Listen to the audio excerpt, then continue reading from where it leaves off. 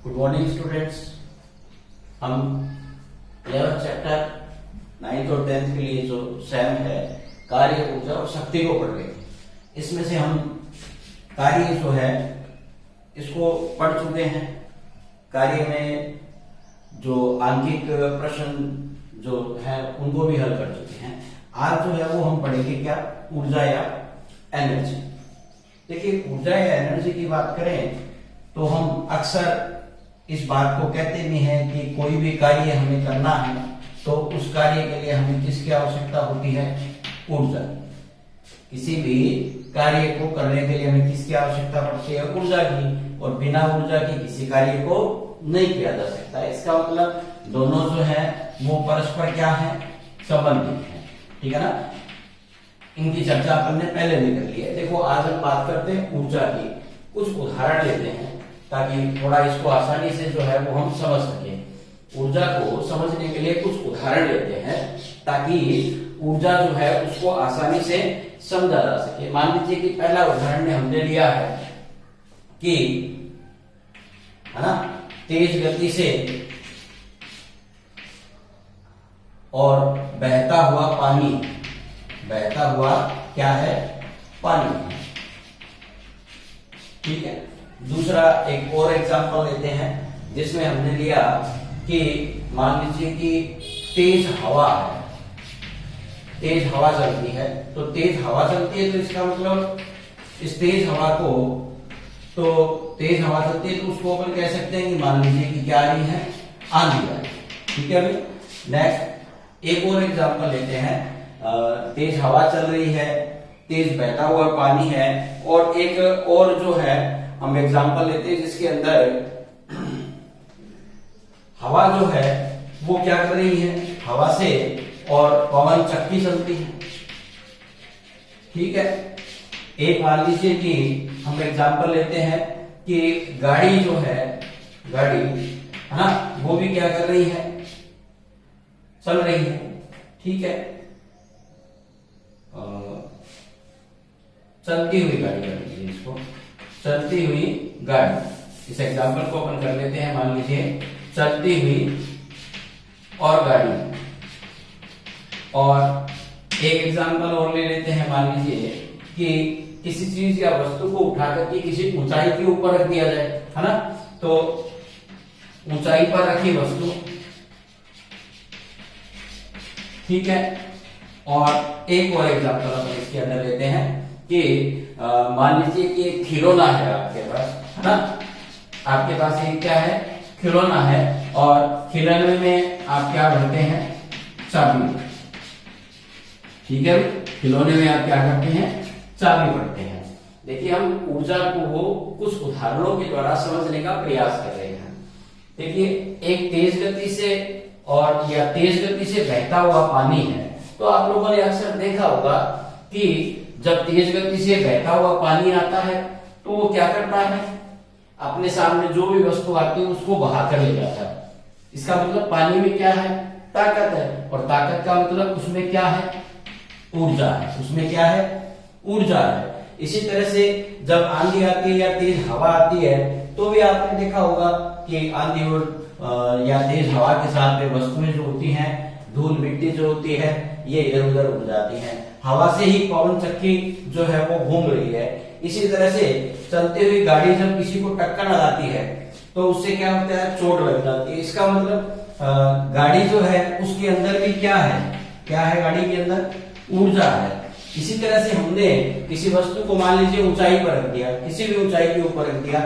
जब वो वस्तु नीचे गिरती है तो उसके कारण से किसी को चोट लग सकती है, या नीचे कोई चीज रखी है वो टूट सकती है। इसका मतलब वो भी क्या कर रही है, कार्य कर रही है। तो उसके अंदर भी क्या है, ऊर्जा है। इसी प्रकार से खिलौना है, जब उसके अंदर हम क्या भर देते हैं, चाबी भरते हैं। क्या भर देते हैं, उसके अंदर चाबी भरते हैं। तो आपने देखा होगा कि खिलौना जो होता है वो क्या करने लग जाता है, गति करने लग जाता है। खिलौना चलने लग जाता है या खिलौना क्या करता है, गति करता है। तो इस खिलौने के अंदर ऊर्जा जो है वो कहां से आती है, बिना ऊर्जा के तो खिलौना जो है वो भी गति नहीं करेगा। तो इन सब उदाहरणों से हमें क्या समझ में आ रहा है कि यहाँ पानी जो है वो ऊर्जा के द्वारा क्या कर रहा है, कार्य कर रहा है। या हवा के द्वारा जो है वो वस्तुओं को मान लीजिए इधर उधर ले जाया जाता है, या हवा से पवन चक्की चल रही है तो यहाँ हवा भी क्या कर रही है, कार्य कर रही है, और हवा भी कार्य करेगी तो उसके अंदर यहाँ पर क्या होगी, उसमें ऊर्जा होगी, है ना। अब चाहे बात अपन कर ले किसी वस्तु को ऊंचाई पर रख देते हैं तो उसके पास भी ऊर्जा होगी, वो भी कार्य कर सकती है। खिलौने के अंदर हमने चाबी भर दी तो वो भी क्या होगा, गति करता है, इसका मतलब उसके अंदर भी क्या है, ऊर्जा है। बात ये है कि हम ये कहते हैं कि भाई इनमें ऊर्जा आई कहां से और किस प्रकार की ऊर्जा जो है वो इसके अंदर है। मान लीजिए कि आपने खिलौने के अंदर चाबी भरी है तो उसमें ऊर्जा कहां से आई, ये समझने वाली बात है कि चाबी भरने पर खिलौना जो है वो गति करने लग जाता है। तो देखिए उसका एक कारण है, क्या है कि जब हम चाबी भरते हैं तो हम क्या करते हैं, हम उसके ऊपर क्या करेंगे, कार्य करेंगे, है ना। हम क्या कर रहे हैं, उसके अंदर कार्य कर रहे हैं, हम चाबी भर रहे हैं, हाथ से उसको घुमा रहे हैं, इसका मतलब हम उस पर क्या करते हैं, कार्य करते हैं। तो हमने ऊर्जा किसको दे दी, हमने कार्य किया था, ऊर्जा का स्थानांतरण कर दिया इसके अंदर। और जैसे ही जब हम खिलौने के अंदर चाबी को छोड़ते हैं या खिलौना छोड़ते हैं तो उसके अंदर क्या होता है, खिलौना जो है वो क्या करने लग जाता है, गति करता है। इसका मतलब हमने जो कार्य किया था वो कार्य जो है वो ऊर्जा के रूप में क्या हो गया, संचित हो गया। क्या हो गया, ऊर्जा के रूप में संचित हो गया।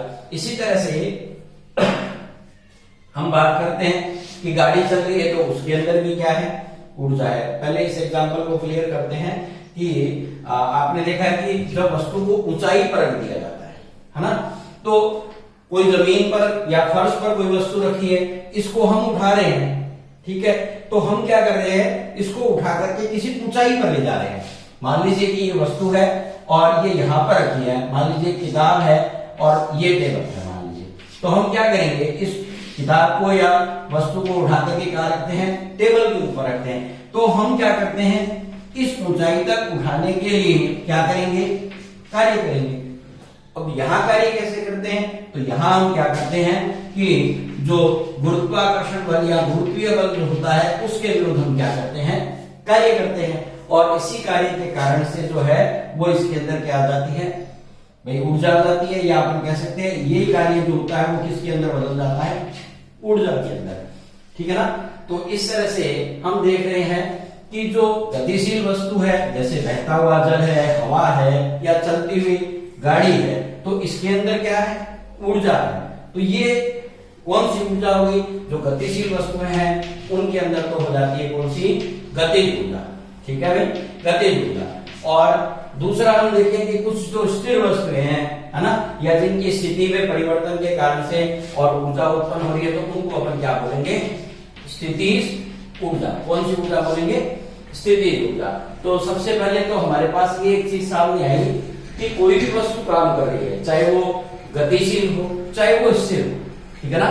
कोई भी वस्तु कार्य कर रही है, चाहे वह किसी भी अवस्था में है, चाहे वह गतिशील अवस्था में है, चाहे वो स्थिर अवस्था के अंदर है, तो वो कार्य करेगी। तो कब करेगी, जब उसके अंदर क्या होगी, ऊर्जा होगी। इसका मतलब ऊर्जा जो है बिना ऊर्जा के कार्य जो है वो नहीं होता है। तो इसको अपन क्या कह सकते हैं, या यदि हम चाहें तो ऊर्जा या एनर्जी को किस प्रकार से परिभाषित करेंगे कि देखिए ये इसकी परिभाषा है ना, क्या कार्य करने की क्षमता को क्या कहते हैं, ऊर्जा कहते हैं। कार्य करने की क्षमता, ठीक है ना भाई। देखो कार्य करने की क्या है, क्षमता है, तो इसी कार्य करने की क्षमता को हम क्या कहते हैं, ऊर्जा कहते हैं। क्लियर है, कार्य करने की क्षमता को क्या कहते हैं, ऊर्जा कहते हैं। अब इसका मतलब जो कार्य ज्यादा करता है उसके अंदर ऊर्जा क्या होगी, अधिक होगी। सिंपल सी बात है कि कार्य अधिक करता है, मान लीजिए कोई व्यक्ति है, ऐसे कर लीजिए कि कोई व्यक्ति अधिक कार्य कर रहा है ना, अधिक कार्य करता है, तो इसका मतलब उसमें क्या है, ऊर्जा अधिक है, ठीक है भाई, क्लियर है। और यदि कोई व्यक्ति कम कार्य करता है तो इसका मतलब उसके अंदर ऊर्जा क्या है, कम है। इसका मतलब कार्य और ऊर्जा परस्पर क्या है, संबंधित है। ऊर्जा का पता किससे चलता है, कार्य से, और कार्य का पता किससे चलता है, ऊर्जा से। तो एक प्रकार से हम कह सकते हैं कि एक प्रकार से हम इस बात को कह सकते हैं कि कार्य का मतलब क्या होता है या ऊर्जा का मतलब क्या है। तो ऊर्जा जो है वो कार्य को बता रही है और कार्य किसको बता रहा है, ऊर्जा को बता रहा है, ठीक है ना। तो इसके द्वारा हम कह सकते हैं कि भाई इसका मतलब क्या हुआ कि इसका मतलब हुआ कि ऊर्जा का मापन जो है वो किसी वस्तु के द्वारा किए जा सकने वाले कार्य से किया जा सकता है। तो ऊर्जा का माप, ऊर्जा का माप कैसे करेंगे, ऊर्जा का मापन कैसे करेंगे, तो ऊर्जा का मापन किससे करेंगे, किसी वस्तु द्वारा किए जा सकने वाले कार्य, किए जा सकने वाले कार्य, किया जा सकने वाले कार्य जो होता है उसी के आधार पर किसी वस्तु के द्वारा किए जा सकने वाले कार्य से क्या होता है, ऊर्जा का क्या होता है, मापन होता है। सही, ऊर्जा का मापन कैसे होगा, ऊर्जा को अपन कैसे मापेंगे कि हम किसी वस्तु के द्वारा कितना कार्य किया जा रहा है उससे हम ऊर्जा का मापन कर सकते हैं, ठीक है ना। ज्यादा ऊर्जा होगी ज्यादा कार्य होगा, कम ऊर्जा होगी तो कम कार्य होगा। इसका मतलब कार्य और ऊर्जा, देखिए ऊर्जा से हम कार्य को माप सकते हैं और कार्य के द्वारा हम ऊर्जा का मापन कर सकते हैं। इसका मतलब यदि अपन बात करें कि कार्य जो है उसका मात्रक हमने कल पढ़ा था, क्या लास्ट वीडियो में, जूल। लास्ट वीडियो में अपन ने कार्य का मात्रक क्या पढ़ा था, कार्य का मात्रक हमने पढ़ा था जूल, ठीक है। अब देखिए ऊर्जा जो है उसको अपन कार्य के आधार पर ही मापन करते हैं, इसलिए ऊर्जा का मात्रक भी क्या हो जाएगा, ऊर्जा का मात्रक भी क्या हो जाएगा भाई, जूल हो जाएगा, ठीक है भाई। कार्य का मापन भी कौन किससे करते हैं, जूल से, तो वहीं ऊर्जा का मापन भी हम किससे करेंगे, जूल से ही करेंगे, ठीक है ना। तो किसी भी कार्य को करने के लिए हमें किसकी आवश्यकता होती है, ऊर्जा की आवश्यकता होती है। इसी कारण से, ठीक है ना, किसी भी कार्य को करने के लिए हमें किसकी आवश्यकता होती है, ऊर्जा की आवश्यकता होती है। कार्य को करने के लिए, कार्य को करने के लिए हमें किसकी आवश्यकता होती है, ऊर्जा की। इसलिए ऊर्जा को अपन मापे तो किससे मापे, कार्य के आधार पर। इसलिए अपन ने क्या कहा कि ऊर्जा का जो मात्रक है वो सेम होगा किसके जैसा, कार्य के जैसा। तो कार्य का मात्रक हमने कहा जूल, तो ऊर्जा का मात्रक जो है वो भी क्या होता है, जूल होता है। अब देखिए एक छोटी सी बात हम इसके अंदर कर लेते हैं कि ऊर्जा यदि हम पढ़ रहे हैं तो हमें ये भी जानना जरूरी है कि भाई जो है वो ऊर्जा से संबंधित नियम क्या है। तो देखिए पहला नियम जो है ऊर्जा संरक्षण के नियम की बात करें अपन, है ना, तो पहला नियम है कि ब्रह्मांड की कुल ऊर्जा, ब्रह्मांड की कुल ऊर्जा क्या होती है, स्थिर होती है या कांस्टेंट होती है या संरक्षित रहती है, स्थिर होती है। पहला नियम क्या है, ब्रह्मांड की कुल ऊर्जा जो होती है वो क्या होती है, स्थिर होती है। इसका मतलब क्या है, ना तो ये घटती है ना ही क्या होती है, बढ़ती है। तो ऊर्जा जो है, ऊर्जा का एक रूप से दूसरे रूप में क्या हो सकता है, दूसरे रूप में रूपांतरण हो सकता है। ब्रह्मांड की कुल ऊर्जा संरक्षित रहती है, ठीक है, ठीक है भाई, ब्रह्मांड की कुल ऊर्जा संरक्षित रहती है या कांस्टेंट रहती है। और दूसरा हमने पढ़ा कि ऊर्जा का एक रूप से दूसरे रूप में क्या होता है, स्थानांतरण होता है, ठीक है। अब देखो एक हम इस चीज को क्लियर करना चाहते हैं कि ऊर्जा जो है वो क्या होती है, ट्रांसफर होती है। ऊर्जा जो होती है वो स्थानांतरित होती है। इस चीज को हम एक उदाहरण से समझते हैं कि मान लीजिए कि एक तेज गति से कोई गाड़ी चल रही है। मान लीजिए कि ये कोई गाड़ी है, ये तेज गति से क्या कर रही है, चल रही है, तेज गति से क्या कर रही है, चल रही है। अब क्या होगा, इसका मतलब ये चल रही है तो इसके अंदर ऊर्जा है। कौन सी ऊर्जा है कि गति कर रही है, तो इसके अंदर क्या है, गतिज ऊर्जा है। और जब ये मान लीजिए कि ये किसी दूसरी, ये कोई स्थिर गाड़ी है, तो ये इसको जाकर के क्या करती है, टक्कर लगाती है। क्या लगाती है, टक्कर लगाती है। तो आपने क्या देखा होगा कि जैसे ये इसको टक्कर लगाती है तो ये गाड़ी जो होती है वो तो क्या हो जाती है, स्थिर हो जाती है यहां करके, और ये गाड़ी जो होती है वो क्या करती है, थोड़ा आगे की तरफ क्या कर जाती है, गति कर जाती है। तो ऐसा क्यों हुआ, ये तो स्थिर थी, ये आगे कैसे चली गई, इसके पास ऊर्जा कहां से आई चलने के लिए। तो देखिए ये जो गाड़ी चल रही थी इसके अंदर ऊर्जा थी, जब इसने इसको टक्कर मारा तो इसने ऊर्जा का क्या कर दिया, स्थानांतरण कर दिया। ऊर्जा को इस गाड़ी ने इस गाड़ी के अंदर क्या कर दिया, ट्रांसफर कर दिया। तो इसका मतलब ऊर्जा का जो है वो क्या होता है, स्थानांतरण जो है वो होता है। ऊर्जा का स्थानांतरण जो है वो होता है, एक से दूसरे वस्तु के अंदर ऊर्जा का जो है वो स्थानांतरण होता है। बात हम कर रहे थे कि ऊर्जा का मात्रक जो है वो क्या है, जूल है, ठीक है भाई, और कार्य का मात्रक भी क्या है, जूल है। तो एक जूल ऊर्जा कितनी होगी, एक जूल जो ऊर्जा है वो कितनी होगी। तो देखिए हम कार्य कितना कर रहे हैं, कार्य को अपन किस में माप रहे हैं, जूल में। तो एक जूल जो कार्य है, एक जूल कार्य करने के लिए, एक जूल कार्य करना है आपको, तो एक जूल कार्य करने के लिए जो आवश्यक ऊर्जा होती है, एक जूल कार्य करने के लिए आवश्यक ऊर्जा को, एक जूल कार्य करने के लिए जो आवश्यक ऊर्जा है उसे अपन क्या बोलते हैं, ठीक है ना।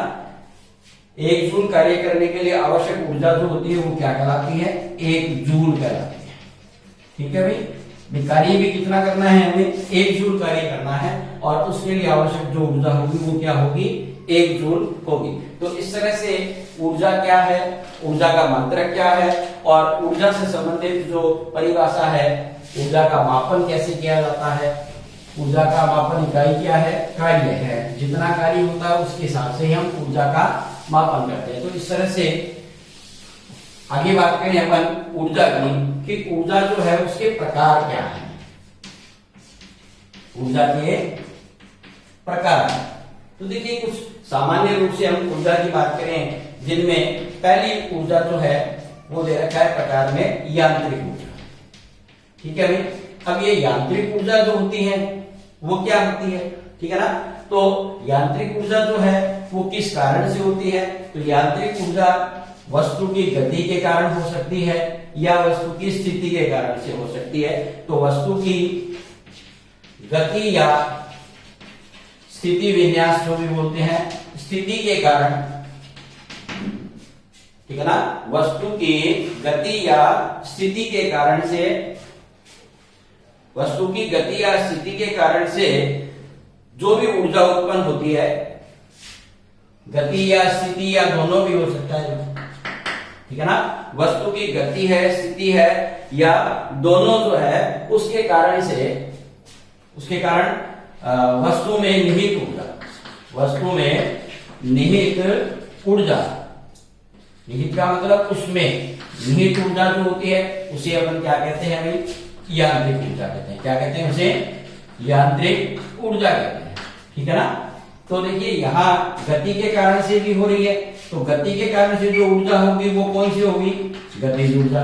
और जो वस्तु की स्थिति के कारण से होगी वो कौन सी होगी, स्थितिज ऊर्जा। तो जब भी हमें यांत्रिक ऊर्जा को निकालना पड़ेगा तो ऐसी स्थिति में हम वस्तु की गतिज और स्थितिज ऊर्जा जो है उन दोनों को क्या कर देंगे, जोड़ देंगे। इसका मतलब यांत्रिक ऊर्जा क्या हो जाएगी, गतिज और स्थितिज ऊर्जा का क्या होगा, योग जो है वो उसके बराबर होगी। दूसरी बात करें अपन, तो दूसरी ऊर्जा है वो कहलाती है रासायनिक। दूसरी ऊर्जा कौन सी है, रासायनिक ऊर्जा। अब देखिए रासायनिक ऊर्जा है तो रासायनिक पदार्थों के द्वारा जो ऊर्जा उत्पन्न होगी, ठीक है ना, और रासायनिक पदार्थ जो है वो आपस में परस्पर क्रिया करेंगे तो उनको बोलेंगे अपन रासायनिक क्रियाएं। तो इसका मतलब हम कह सकते हैं क्या, कि रासायनिक क्रियाओं से, रासायनिक क्रियाओं से उत्पन्न, ठीक है ना। कौन सी ऊर्जा की बात कर रहे हैं अपन, जो रासायनिक क्रियाओं के द्वारा प्राप्त हो रही है। तो रासायनिक क्रियाओं से प्राप्त कह दीजिए या उत्पन्न कह दीजिए, की बात है।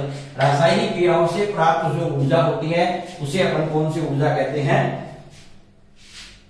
रासायनिक ऊर्जा। पहले पढ़ी थी अपन ने यांत्रिक ऊर्जा, और यांत्रिक ऊर्जा जो हो गई वो वस्तु की गति या स्थिति के कारण उत्पन्न होती है, इसलिए अपन कहते हैं कि यांत्रिक ऊर्जा जो है वो आगे पढ़ेंगे अपन प्रकार में, वो होगी गतिज और स्थितिज ऊर्जाएं, ठीक है ना। तो इन दोनों का योग जो होगा। और दूसरी अपन ने पढ़ी इसमें रासायनिक ऊर्जा। तो रासायनिक पदार्थ जो होते हैं उनके अंदर जो होने वाली क्रियाएं हैं वो रासायनिक क्रियाएं कहलाती हैं। तो रासायनिक क्रियाओं से जो ऊर्जा हमें प्राप्त होती है उस ऊर्जा को अपन कौन सी ऊर्जा बोलते हैं, रासायनिक ऊर्जा, ठीक है भाई। और अगली जो ऊर्जा है वो कहलाती है विद्युत ऊर्जा। अब देखिए विद्युत ऊर्जा जो होती है तो ये कब उत्पन्न होती है, तो या विद्युत ऊर्जा का हमें कैसे पता चलता है। तो विद्युत ऊर्जा के अंदर क्या होता है, जब इलेक्ट्रिसिटी तारों में प्रवाहित होती है तो इसका मतलब है कि उसके अंदर क्या गति करते हैं, आवेश। क्या गति करते हैं, आवेश, है ना। इलेक्ट्रॉन वगैरह इलेक्ट्रॉन जो होते हैं वो क्या करते हैं, इसके अंदर गति करते हैं, उसकी विपरीत दिशा में विद्युत ऊर्जा जो होती है वो उत्पन्न होती है। इसका मतलब विद्युत आवेश द्वारा उत्पन्न ऊर्जा, विद्युत आवेश के कारण जो उत्पन्न ऊर्जा है वो क्या कहलाती है, आपकी विद्युत ऊर्जा कहलाती है, ठीक है। इसी तरह से एक ऊर्जा का प्रकार है जिसे अपन बोलते हैं गुरुत्वीय ऊर्जा। अब देखिए गुरुत्वीय ऊर्जा जो है वो कहां से उत्पन्न होती है या कैसे उत्पन्न होती है, तो उसका कारण है गुरुत्वाकर्षण बल, ठीक है। गुरुत्वाकर्षण बल होता है, गुरुत्वाकर्षण बल जो होता है उसके अंदर वस्तुएं जो होती हैं वो एक बल के द्वारा और नीचे की तरफ जो होती है वो खींचती हैं। तो इसका मतलब पृथ्वी के गुरुत्वाकर्षण बल के कारण जो ऊर्जा उत्पन्न होती है उसे अपन कौन सी ऊर्जा बोलेंगे, गुरुत्वीय ऊर्जा। एक ऊर्जा का प्रकार जो है वो दे रखा है आपको नाभिकीय ऊर्जा। तो देखिए नाभिकीय ऊर्जा जो है इसको उत्पन्न करने के लिए नाभिकीय संयंत्र होते हैं और वहां पर जो है वो न्यूक्लियर पदार्थ होता है जिसको अपन बोलते हैं नाभिकीय पदार्थ, ठीक है ना। नाभिकीय पदार्थ जो है वो वहां पर ईंधन के रूप में इस्तेमाल किए जाते हैं नाभिकीय संयंत्रों में। तो ये न्यूक्लियर प्लांट जो होते हैं उसमें न्यूक्लियर मैटर जो होता है उसके द्वारा ऊर्जा जो है वो उत्पन्न की जाती है। और इसके अंदर जो संयंत्र है उन संयंत्रों में दो प्रकार की क्रियाएं होती हैं। एक क्रिया को बोलते हैं नाभिकीय संलयन क्रिया और दूसरी जो क्रिया होती है वो कहलाती है नाभिकीय विखंडन क्रिया। तो इसका मतलब नाभिकीय संलयन और विखंडन, है ना, के द्वारा उत्पन्न ऊर्जा जो होती है, ठीक है ना। नाभिकीय संलयन और नाभिकीय विखंडन क्रियाओं के द्वारा जो उत्पन्न ऊर्जा है उसको अपन क्या बोलते हैं, नाभिकीय ऊर्जा बोलते हैं। इसी तरह से ऊष्मा ऊर्जा भी होती है। तो हमने कई प्रकार की ऊर्जाओं की बात कर ली है, रासायनिक ऊर्जा है, नाभिकीय ऊर्जा है, गुरुत्वीय ऊर्जा है, यांत्रिक ऊर्जा है, ऊष्मा ऊर्जा है, ठीक है ना। अब हम बात करेंगे कि यांत्रिक ऊर्जा जो है वो क्या होती है। यांत्रिक ऊर्जा, देखिए हमने अभी इसके बारे में थोड़ी सी जानकारी ली थी कि सभी प्रकार की जो ऊर्जाएं हैं, है ना, जितनी भी सभी प्रकार की जो ऊर्जा है, सभी प्रकार की ऊर्जा को जो है वो हम कितने भागों में बांट सकते हैं भाई। सभी प्रकार की जो ऊर्जा है मुख्यतः दो रूपों में होती है, ठीक है ना। सभी प्रकार की ऊर्जा जो है वो दो भागों में विभाजित की जा सकती है। सभी प्रकार की ऊर्जा को अपन कितने भागों में बांट सकते हैं, दो। तो एक भाग को तो अपन क्या बोलते हैं, गतिज ऊर्जा, और दूसरा जो भाग होता है वो क्या कहलाता है, स्थितिज ऊर्जा। और हमने अभी पढ़ा था कि यदि गतिज ऊर्जा और स्थितिज ऊर्जा को जोड़ दिया जाए, योग कर दिया जाए, तो कौन सी ऊर्जा बन जाती है, यांत्रिक ऊर्जा। तो बहुत सिंपल सी परिभाषा जो है वो यांत्रिक ऊर्जा की बन जाती है। क्या? गतिज ऊर्जा किसकी? वस्तु की। तो वस्तु की गतिज ऊर्जा तथा स्थितिज ऊर्जा का योग क्या कहलाता है? यांत्रिक ऊर्जा कहलाता है। ठीक है क्या? क्लियर देखना, वस्तु की गतिज ऊर्जा तथा स्थितिज ऊर्जा का योग जो है वो क्या कहलाता है? यांत्रिक ऊर्जा कहलाता है। ठीक है ना? तो गतिज ऊर्जा और स्थितिज ऊर्जा को प्लस कर दे तो क्या बन जाती है? यांत्रिक ऊर्जा। अब गतिज ऊर्जा क्या होती है? तो देखिए, वस्तु की गति के कारण उसमें निहित ऊर्जा या संचित ऊर्जा, ठीक है ना, क्या कहलाती है? गतिज ऊर्जा कहलाती है। गतिज ऊर्जा किसे कहेंगे? वस्तु की गति के कारण जो उसमें ऊर्जा होती है वो कहलाती है गतिज ऊर्जा। और वस्तु की स्थिति या विन्यास के कारण, है ना, उसमें मतलब वस्तु में, उसमें का मतलब क्या है? वस्तु है तो उसमें निहित या संचित ऊर्जा कौन सी कहलाती है? स्थितिज ऊर्जा। ठीक है भाई, देखिए इसको एक एग्जांपल अपने दिया है गतिज ऊर्जा का कि चलती हुई गाड़ी जो है उसके अंदर क्या है? गतिज ऊर्जा है। ठीक है ना? बहते हुए पानी में कौन सी ऊर्जा है? बहती हुई हवा में कौन सी ऊर्जा है? गतिज ऊर्जा है। सिंपल है। स्थितिज ऊर्जा, देखिए स्थिति में परिवर्तन के लिए, है ना। तो आपने देखा होगा कि धनुष जो है ना, धनुष जब हम चलाते हैं तो क्या करते हैं? उसकी डोरी को क्या किया जाता है? खींचा जाता है। और डोरी को खींचते हैं तो उस डोरी की स्थिति में क्या होता है? परिवर्तन होता है। तो ऐसी स्थिति के अंदर उसकी स्थिति में परिवर्तन हुआ तो कौन सी ऊर्जा आ गई? स्थितिज ऊर्जा। ठीक है। ऐसे ही किसी वस्तु को ऊंचाई पर रखा जाता है ना। वस्तु को हम क्या करते हैं? किसी ऊंचाई पर रख देते हैं तो देखिए उसके अंदर भी कौन सी स्थिति में परिवर्तन हुआ है तो कौन सी ऊर्जा आ जाएगी? स्थितिज ऊर्जा आ जाएगी।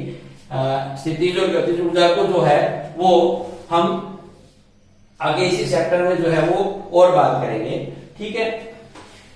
अब एक छोटा सा सिंपल सा उदाहरण लेते हैं ऊर्जा स्थानांतरण को समझने के लिए। जैसा हमने पीछे एग्जांपल में लिया था कि यदि गाड़ी जो है वो चल रही है, वो आगे स्थिर खड़ी गाड़ी के ऊपर टक्कर लगाती है तो अपनी ऊर्जा उसको दे देती है और वो ऊर्जा जो है वो गाड़ी जो है वो ऊर्जा के काम करती है। ये मान लीजिए कि एक लकड़ी का क्या है? ब्लॉक है। ठीक है। हम ऊर्जा स्थानांतरण को समझ रहे हैं।